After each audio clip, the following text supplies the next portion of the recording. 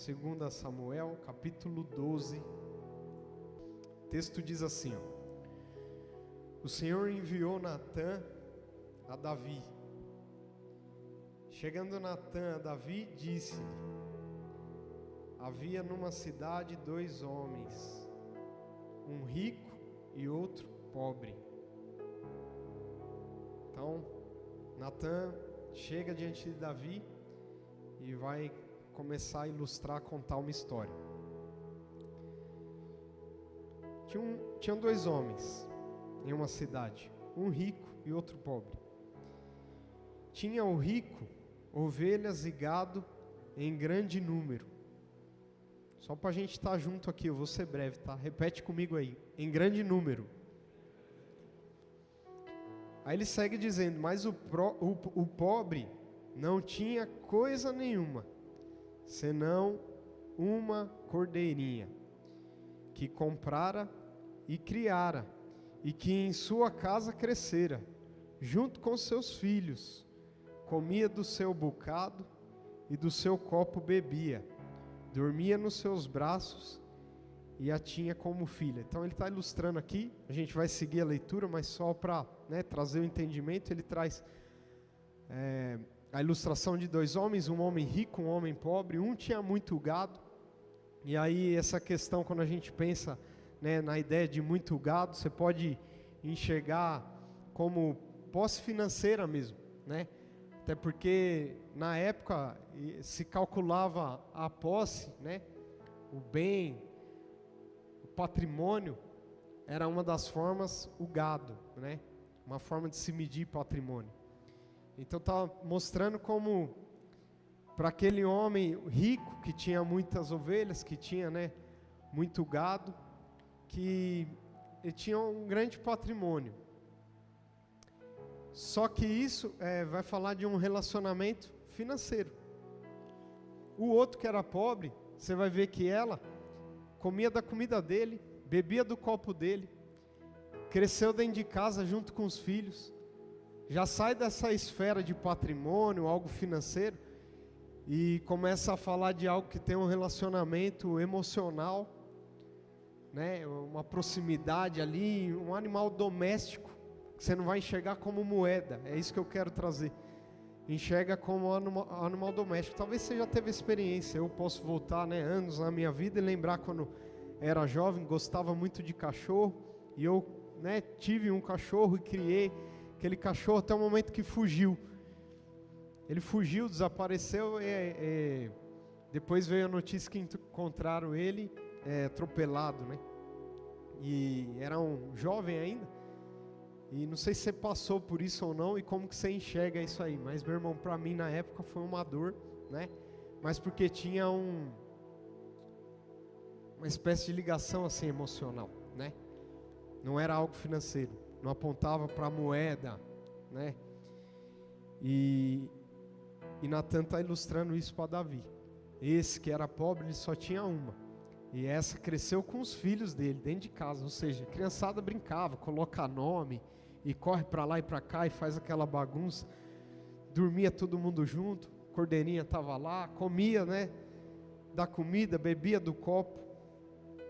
E então ele segue o texto dizendo: dormia nos braços, a tinha como filha.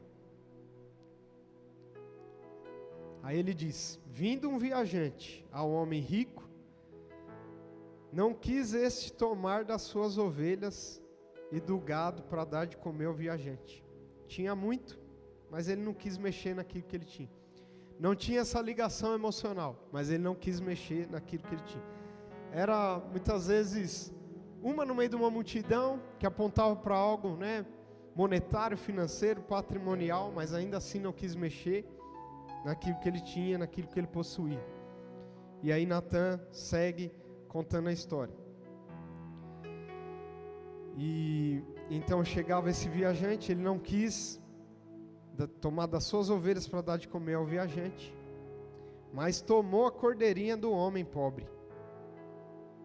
Então ele foi e tomou aquela cordeira e a preparou para o homem que lhe havia chegado, e deu de comer ao viajante, daquela cordeirinha, daquele homem pobre. E quando ele conta essa história, o verso 5 diz assim: então o furor de Davi se acendeu sobremaneira contra aquele homem. Davi na hora ficou irado. E disse a Natã, Davi cheio de ira, vai dar o veredito. Tão certo como vive o Senhor, o homem que fez isso deve ser morto. O furor de Davi se acendeu diante daquela história. Ele falou, tão certo como vive o Senhor, esse homem deve ser morto. Verso 6 diz assim: e pela cordeirinha restituirá 4 vezes mais, porque fez tal coisa e porque não se compadeceu. Quando Davi termina de dizer, verso 7 diz assim: então disse Natã a Davi, tu és o homem. E essa é a palavra que Deus colocou no meu coração. Tu és o homem. Tu és o homem. A gente vai continuar a leitura aqui. Ao que Deus com certeza está ministrando ainda na minha vida. Mas eu meditando a respeito desse texto. E como às vezes a gente tem a habilidade de enxergar o modelo ideal de uma postura de um homem que a gente julga ser correto, e como a gente é capaz de enxergar isso no outro e desenhar isso no outro e elevar esse padrão para o outro, e como às vezes, muitas das vezes a gente acaba falhando de aplicar a mesma regra para nós. Você vê que Davi, quando ficou sabendo da história, de bate pronto, esse homem deve morrer. Obrigado, Wesley.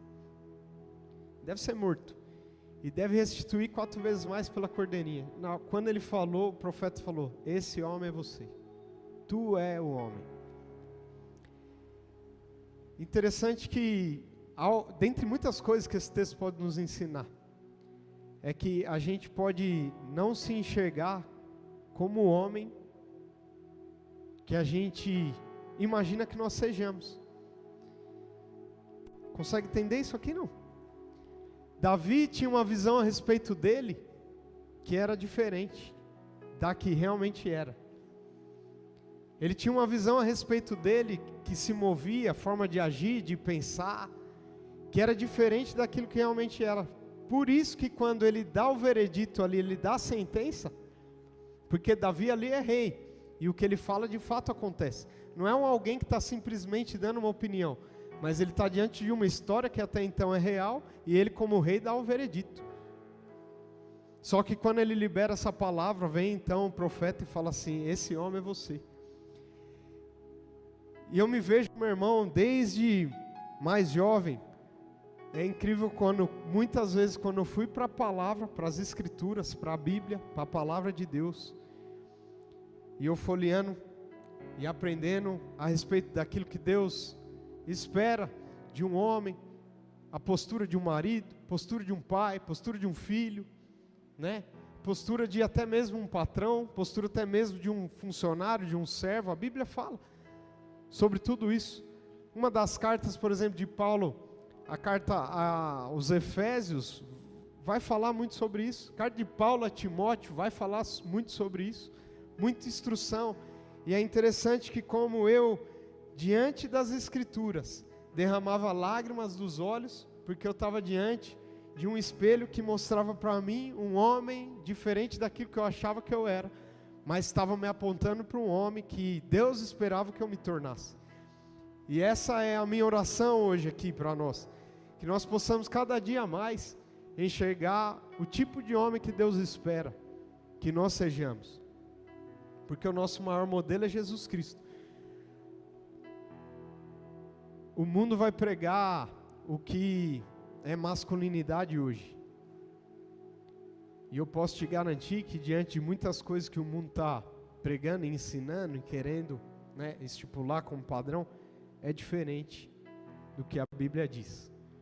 Porque o mundo vai falar que para você ser um homem, você precisa ser agressivo. Não é verdade? Se alguém der um tapa no você faz o quê? Se alguém te desrespeitar, o que é que você faz? O mundo vai querer trazer o seu próprio molde a respeito disso. Não bastasse isso, o mundo vai querer falar que você tem uma forma certa de se vestir, embora em certa, parte eu concordo. Só que muitas vezes você pode estar se vestindo como homem, fazendo barba bem quadrada, que diz, que quanto mais cheia a barba. Eu creio que você está entendendo o que eu estou falando. Não é a respeito de aparência, é a respeito de essência. E muitas vezes a gente pode estar se vestindo como homem, mas agindo como um menino. Porque não é, quando a gente pensa a respeito do homem ideal, não é que tem duas situações, não. Ou você se mover como homem, ou então se mover como uma mulher. Não é isso. Pode ser também, mas veja só, como homem ou como um menino. Não deixou de ser homem, só que ainda não amadureceu. Deus não quer só que você tenha a postura de homem na questão do gênero, homem, macho, homem, másculo, não. Também, mas homem maduro, homem crescido e principalmente maduro espiritualmente. E ele está lá e ele diz assim, tu és o homem. E continua dizendo, assim diz o Senhor, Deus de Israel, eu te ungi rei sobre Israel, e eu te livrei das mãos de Saul. A gente meio que já vem compartilhando, a respeito de Davi, alguns domingos já, falando sobre isso. Então você que tem participado dos cultos de domingo, talvez já tenha acompanhado, além de que a história de Davi já é muito conhecida, mas a gente vem pensando junto a respeito disso, e ele fala, te ungi rei sobre Israel, te livrei das mãos de Saul, dei-te a casa de teu senhor e as mulheres de teu senhor em teus braços, e também te dei a casa de Israel e de Judá. E Deus ainda diz assim, se isso fora pouco, eu teria acrescentado tais e tais coisas.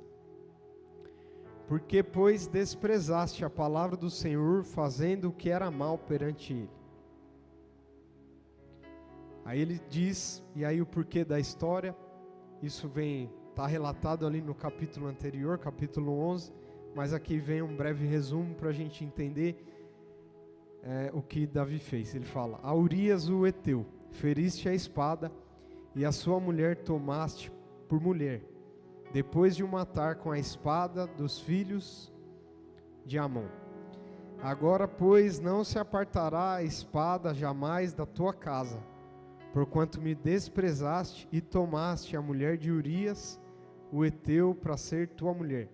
Então ficou com a mulher do cara, matou o cara, e então veio essa sentença. Assim diz o Senhor, eis que da tua própria casa suscitarei o mal sobre ti, e tomarei tuas mulheres à tua própria vista, e as darei a teu próximo, o qual se deitará com elas em plena luz do sol, porque tu fizeste em oculto, mas eu farei isso perante todo Israel, e perante o sol. E aí, então caiu as vendas ali diante de Davi. É o momento que bate o arrependimento, no verso 13, onde ele diz assim, então disse Davi a Natã, pequei contra o Senhor, e disse Natã a Davi, também o Senhor te perdoou. Também o Senhor te perdoou teu pecado, não morrerás. Mas posto que com isto, deste motivo a que blasfemassem os inimigos do Senhor, também o filho que te nasceu morrerá. Então Natã foi para sua casa. Amém. Até aqui. Pode ser que a gente lê mais um pouquinho aí para frente.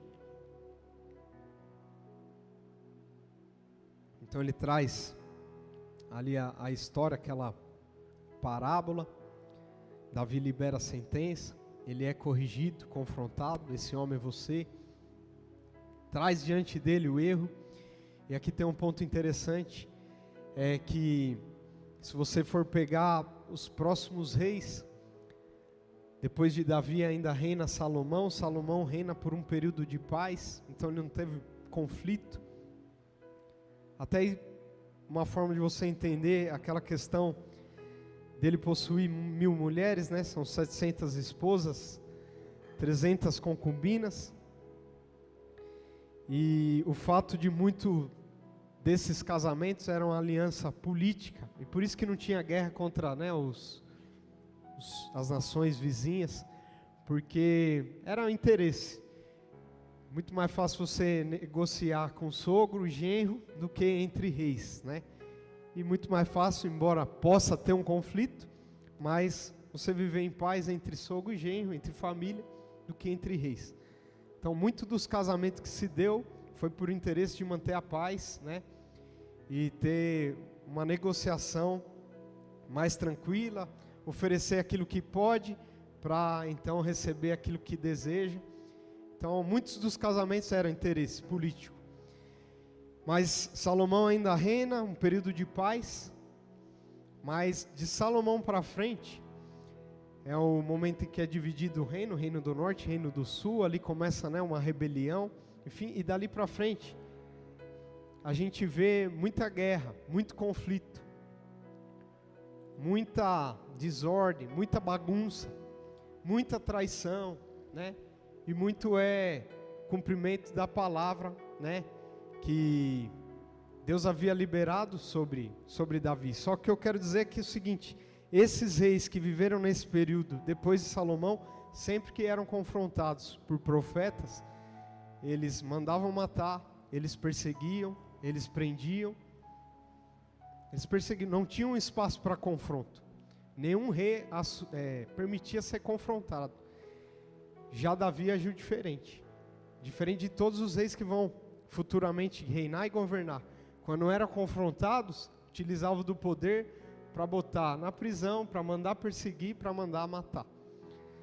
Vai se lembrar aí talvez do profeta Elias, que confrontou o rei Acabe com sua esposa Jezabel, e veio uma sentença de morte sobre ele, que ele teve que fugir.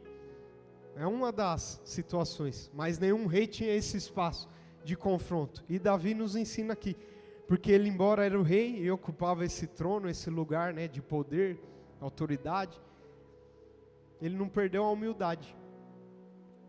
Ele não perdeu esse lugar de arrependimento, esse lugar de quebrantamento. Ele abriu um espaço na vida dele, uma cadeira, como se colocasse do lado dele uma cadeira para que alguém pudesse sentar e corrigir, para que alguém pudesse sentar e confrontar.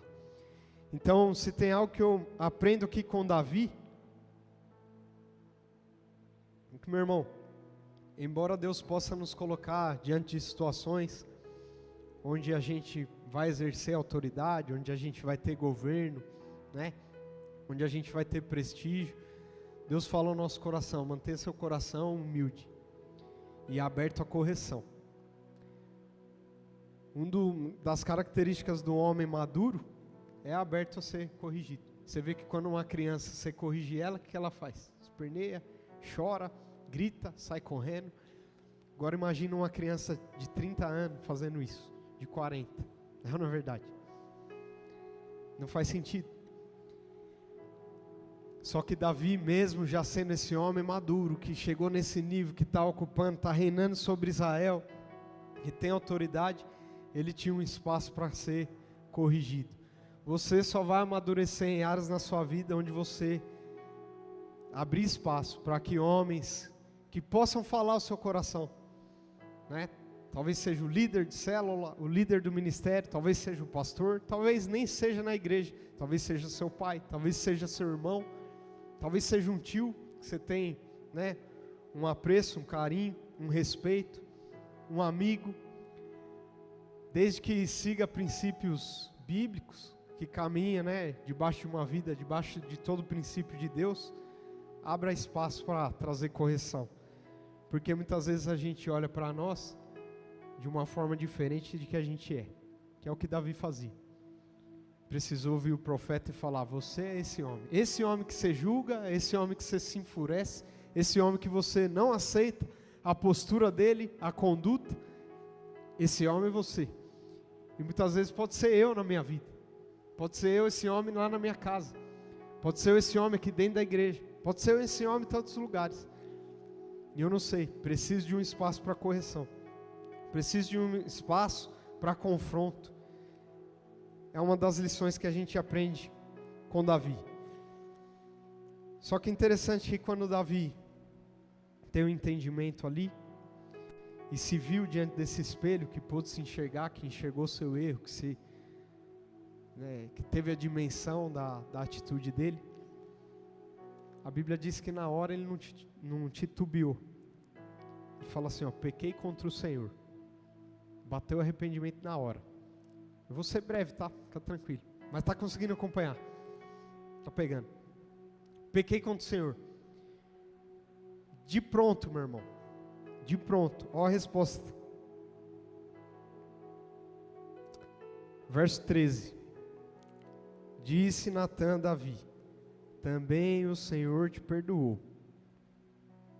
O Senhor perdoou seu pecado, e não morrerás.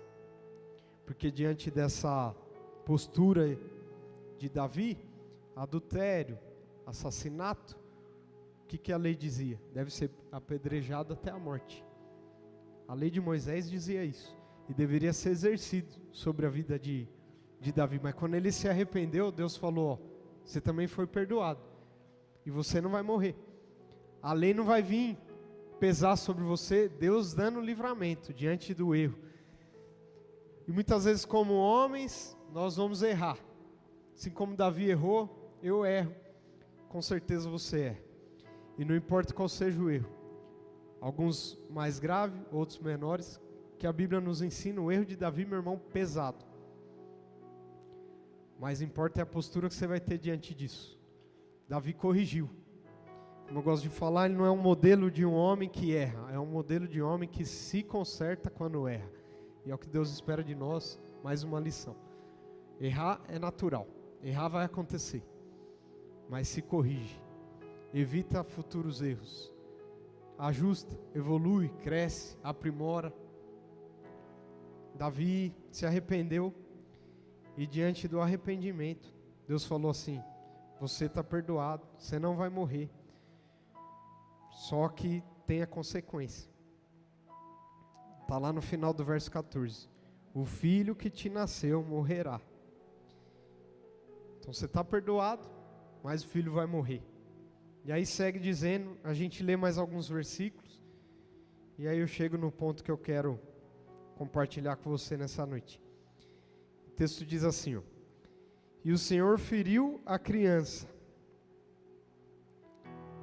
Ele feriu a criança que a mulher de Urias dera à luz a Davi. E a criança adoeceu gravemente. Aí vem o verso 16. Buscou Davi a Deus pela criança. Jejuou Davi e vindo passou a noite prostrado em terra. Então os anciãos da casa se achegaram a ele para o levantar da terra, porém ele não quis e não comeu com eles. Então Davi muito abatido, criança, havia uma sentença, o filho vai morrer, logo na sequência a criança adoece. Então Davi busca a Deus, jejua, passa a noite prostrado em terra. Os anciões ali vêm, tentam levantar ele. O texto diz que ele não quis. Ele não quis levantar, ele não quis comer. E aí vem o verso 18 que diz assim, ao 7º dia morreu a criança. E temiam os servos de Davi e informaram de que a criança era morta. Porque diziam: eis que estando a criança ainda viva, lhe falávamos, porém não dava ouvidos à nossa voz. Como, pois, lhe diremos que a criança é morta? Porque mais se afligirá. Em outras palavras, já estava derrubado, prostrado, não queria comer, nada levantava esse homem, enquanto a criança estava viva e ainda tinha chance. Agora que morreu, se a gente falar que a criança morreu, acabou. Rei Davi vai se matar, o que vai acontecer do rei Davi? E eles, cochichando ali entre eles e pensando, não, vamos esconder essa notícia e tal. E o verso 19 diz assim, que viu porém Davi, que seus servos cochichavam uns com os outros, e entendeu que a criança era morta. Pelo que disse aos seus servos, é morta a criança? E eles responderam, morreu. Aí olha só que interessante, postura de Davi. Então Davi se levantou da terra, lavou-se, ungiu-se, mudou de vestes, entrou na casa do Senhor e adorou. Depois veio para sua casa e pediu pão. Puseram-no diante dele e ele comeu. Tudo que ele não fez antes, enquanto a criança estava viva, vai fazer agora que a criança morreu. E o ensino que eu trago para nós. Davi está nos ensinando a aprender a enterrar aquilo que morreu na sua vida. Pausa para a reflexão. Davi está nos ensinando. Aprende a enterrar aquilo que morreu na sua vida. Quantas coisas que não foram perdas que vivemos na nossa história, na nossa caminhada, que no meio do caminho nos paralisou, porque a gente ficou preso naquilo. E Davi está nos ensinando. Quando eles chegam e falam assim: que é isso que você faz? Segue, né, os próximos versículos dizendo: que é isso que fizeste? Quando a criança estava viva, prostrado em terra, jejuando, não queria comer, semblante descaído. Agora que a criança morreu, você levanta, unge, troca as vestes, come, bebe. Que é isso que fizeste? E Davi fala assim: ó, enquanto a criança estava viva, busquei ao Senhor, me prostrei, jejuei, porque Deus podia fazer alguma coisa. Agora que ela morreu, eu me levanto, porque isso não vai me paralisar. Sabe o que eu vejo Davi falando aqui? Deus me deu, através do profeta Natan, 2 sentenças. A primeira é que eu era perdoado, e a segunda é que a criança ia morrer. Em outras palavras, se a segunda aconteceu, a criança morreu, e foi verdadeira, a primeira também é, que eu sou perdoado. Então alguém perdoado não fica prostrado. Deus me deu 2 sentenças, que eu sou perdoado e que a criança vai morrer. Se é verdade a segunda, porque a criança morreu, então a verdade é a primeira, que eu sou perdoado. Então eu vou me levantar como perdoado, eu vou me vestir como perdoado, eu vou me ungir como perdoado, vou entrar na casa do Senhor como perdoado, e vou adorar o Senhor como perdoado. Vou colocar um banquete diante de mim como um perdoado, eu vou comer como um perdoado. É incrível como nós, meu irmão, se a gente não encontra esse lugar de conserto, se a gente não encontra esse lugar de perdão no Senhor, se a gente não se arrepende, não recebe, não aceita o perdão de Deus sobre a nossa vida, é incrível como a criança morre, e aí o Espírito Santo ministra as áreas da sua vida, e a gente permanece o resto da nossa vida, 10 anos depois da perda, 20 anos depois da perda, e eu ainda prostrado, e eu ainda sem comer, e eu ainda me arrastando, e eu ainda paralisado, e eu ainda travado. E Deus está falando para nós nessa noite aqui: aprende a enterrar o que morreu na sua vida, te levanta. Suas perdas não vão te paralisar, seus erros não vão te paralisar. Aprende a enterrar aquilo que morreu na sua vida, e isso não vai te parar. Se levanta, vai andar. Deus tem um propósito na sua vida. Deus te chamou, Ele fala: te ungi rei sobre Israel. Há um propósito grandioso da parte do Senhor sobre mim, há um propósito grandioso da parte do Senhor sobre você, e as perdas não podem nos paralisar, os erros não podem nos paralisar. Aprende a enterrar aquilo que morreu na sua vida. Se vista como perdoado, se unja como perdoado, se mova como perdoado. Se você encontrou um lugar de quebrantamento, se você encontrou um lugar de arrependimento diante de Deus, sabe que o perdão do Senhor veio sobre você. E essa passagem, meu irmão, nos ensina que alguém perdoado por Deus não anda se arrastando. Ou alguém que foi perdoado por Deus não anda caído, não anda prostrado, não tem o seu semblante derrubado. Pode ter a dor da perda Deus não tirou. Pode ter a perda, Ele não trouxe o filho de volta, não ressuscitou a criança. Só que tem o perdão. E o perdão nos coloca de pé. O perdão unge nossa cabeça. O perdão nos coloca vestes.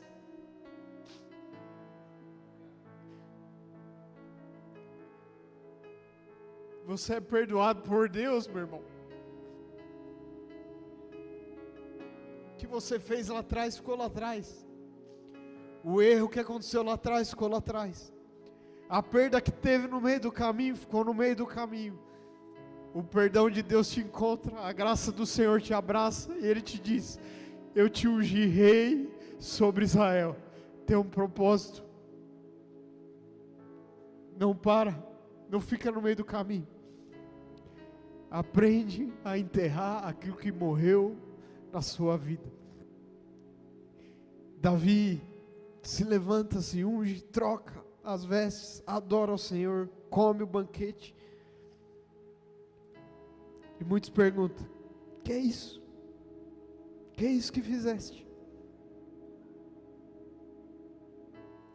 Verso 22 diz assim: respondeu ele: vivendo a criança, jejuei e chorei, porque dizia: quem sabe o Senhor se compadecerá de mim, e continuará viva a criança. Porém agora que é morta, por que jejuaria eu? Poderei eu fazê-la voltar? Eu irei a ela, porém ela não voltará para mim. Então Davi, olha o verso 24, veio a Batseba, é a mulher que gerou o filho, é a mulher do relacionamento que não agradou o Senhor. Mas agora que Urias era morto, ele toma essa mulher por sua esposa. E o texto diz que veio então Davi a Batseba. Se Davi estava desse jeito, meu irmão, imagina a mulher. Se Davi estava quebrado, prostrado, sem comer, semblante descaído, imagina a mulher. Eu tenho um filho, Samuel, vai fazer 10 meses amanhã. Ele aprendeu a engatinhar agora, quer subir nas coisas e tal. É incrível que ele acaba às vezes se desequilibrando, cai, bate a cabeça no chão. O pai só bota o menino de pé, a mãe falta se descabelar, mano. Chora junto com a criança. Estou dando um exemplo aqui, dentre vários. Se Davi estava quebrado, imagina como que não estava Batseba. Batseba estava no quarto, não queria sair dali. Só que olha só, o verso 24 diz: então veio Davi a Batseba e consolou-a. Meu irmão, ninguém melhor do que alguém que passou pela dor que você está passando para te consolar. Batseba está sofrendo, Davi também passou por isso, só que está sendo restaurado por Deus. E ninguém é melhor do que alguém que passou pela mesma situação que eu passei para nos consolar. Agora, o que você quer dizer com isso? Talvez você está aqui hoje e você já foi traído. Saiba que seu Jesus também foi traído. Ninguém é melhor que Ele para te consolar, que Ele já esteve no seu lugar. Talvez você foi ferido. Saiba que seu Jesus também foi ferido. E ninguém melhor que Ele para te consolar. Talvez você está aqui e foi injustiçado. Saiba que seu Jesus foi injustiçado. E ninguém melhor que Ele para te consolar. Talvez tiveram situações que te levaram para uma cruz, te pregaram lá e te abandonaram. Fizeram o mesmo com Jesus. E ninguém melhor que Ele para te consolar. Ele passou pelo que nós passamos. Você teve fome, Jesus teve fome. Você foi humilhado, Jesus foi humilhado. Batseba estava sofrendo, Davi sabia qual era a dor. E agora restaurado por Deus, pôde consolá-la. Talvez eu e você tenha áreas na nossa vida que mesmo sendo crente, mesmo estando dentro da igreja, mesmo tendo a Bíblia, mesmo orando, mesmo jejuando, a gente ainda sofre. E a palavra de Deus nos lembra que Jesus sofreu. E ninguém melhor do que Ele para nos consolar. Passou pelo que nós passamos, e ninguém melhor do que Ele para nos consolar. Por isso que quem te coloca de pé é Cristo. Quem levanta sua cabeça é Cristo. Quem te fortalece é Cristo. Quem te levanta é Cristo. Quem troca suas vestes é Cristo. Quem unge sua cabeça é Cristo. Quem te consola é Cristo.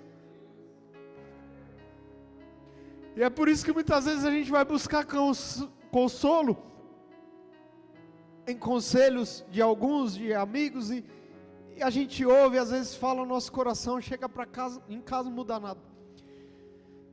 Senta com o pastor, é aconselhado, meia hora, 40 minutos de conversa, 1 hora, parece que algo acende, chega em casa, é como se fosse um fogo de palha, reanima, mas logo eu volto para a minha dor. Quem que pode me tirar desse lugar de uma vez por todas? Só quem pode vencer a morte. Só aquele que venceu a morte. Ele venceu a morte. Foi crucificado. Morreu. Morte de cruz. Mas 3 dias depois, venceu a morte, ressuscitou.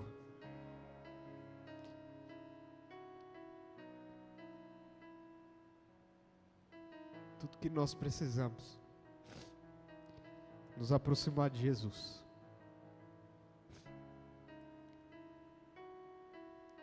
Não sei o que você espera de um culto de homens, cara. Mas eu não venho aqui falar que você tem que engrossar a sua voz.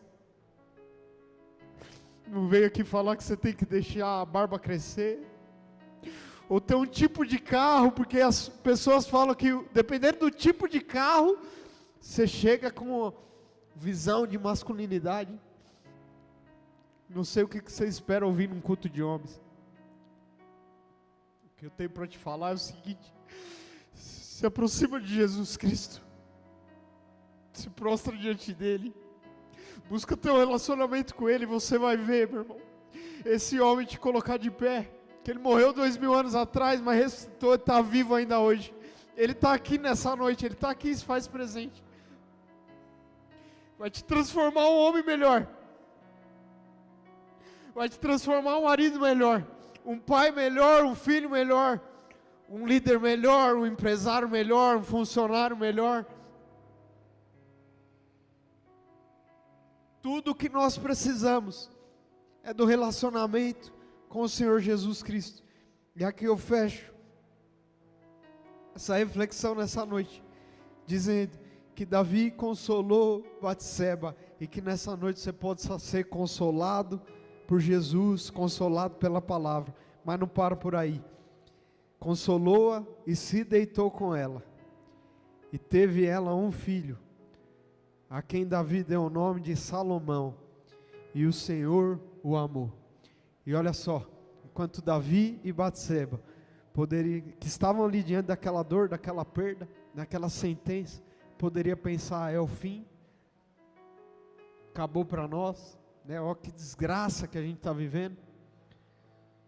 E eles ali se consolando um ao outro, se deitam, e o Deus que pode fazer algo novo apareceu naquele lugar, plantou uma semente ali no ventre daquela mulher, e Deus falando, nasceu um menino, morreu, não sei quais foram as suas perdas. O Espírito Santo fala no seu coração nessa noite, e ao meu, posso fazer algo novo. Não acabou naquela história, aquilo foi aprendizado. O Deus que faz algo novo, fez gerar agora Salomão, que é o novo rei de Israel, vai se tornar o novo rei de Israel. E é incrível como Deus pode trazer a maior bênção, depois da maior desgraça da nossa vida. Deus tem o poder de fazer isso, mas Ele não vai fazer se no meio do caminho não tiver um lugar de arrependimento, de quebrantamento, de busca pela presença, de humilhação, porque Deus vai exaltar, os humilhados serão exaltados. Se você se colocar nesse lugar, meu irmão, Deus te levanta. Muitos poderiam, tanto que as pessoas que estavam ao redor falavam, Davi é louco, estava aí se arrastando, agora a criança morreu, Está comendo, tá? Davi é louco. Está se vestindo, está dançando, tá? Davi é louco. E aí Deus olha para esse homem e fala assim: não errei quando eu chamei para ser rei. Ele ainda é o rei de Israel. E da linhagem dele ainda vai vir muita coisa. Que da linhagem de Davi não vem Salomão, né? Da linhagem de Davi vem até Jesus. Por isso que o Evangelho diz, né, que Jesus é o filho de Davi. Ele é o filho de Davi. Não pare no meio do caminho. Você não sabe o que Deus pode fazer sair da sua linhagem. Você não sabe o que Deus pode fazer sair dos seus planos, dos seus projetos. Teve perda, teve erro. Aprenda a enterrar o que morreu na sua vida e segue. Porque muito mais Deus tem para fazer. Meu irmão, minha oração. Eu amo a palavra de Deus. Porque ela tem o poder, né? De nos alimentar, de nos orientar, de nos instruir. E a minha oração é que nessa noite você possa ter recebido algum ensino da parte do Senhor. O Espírito Santo possa ter mostrado alguma área, situação na sua vida. Que você possa ter tido dimensão, entendimento, consciência de que se você tem Cristo Jesus, o perdão do Senhor está sobre você. E que Ele não errou quando te escolheu. Olha só, quando Ele usa o profeta Natan para falar, Ele fala assim, ó: te dei tudo, e se isso não fosse o bastante, eu te acrescentaria ainda mais. Meu irmão, Deus tem o prazer de te abençoar. Deus quer fazer coisas grandiosas, na minha, na sua vida. Só busca cada vez mais por Ele, grandes coisas vão acontecer. Não vou me estender muito mais. Pode se colocar de pé nessa noite.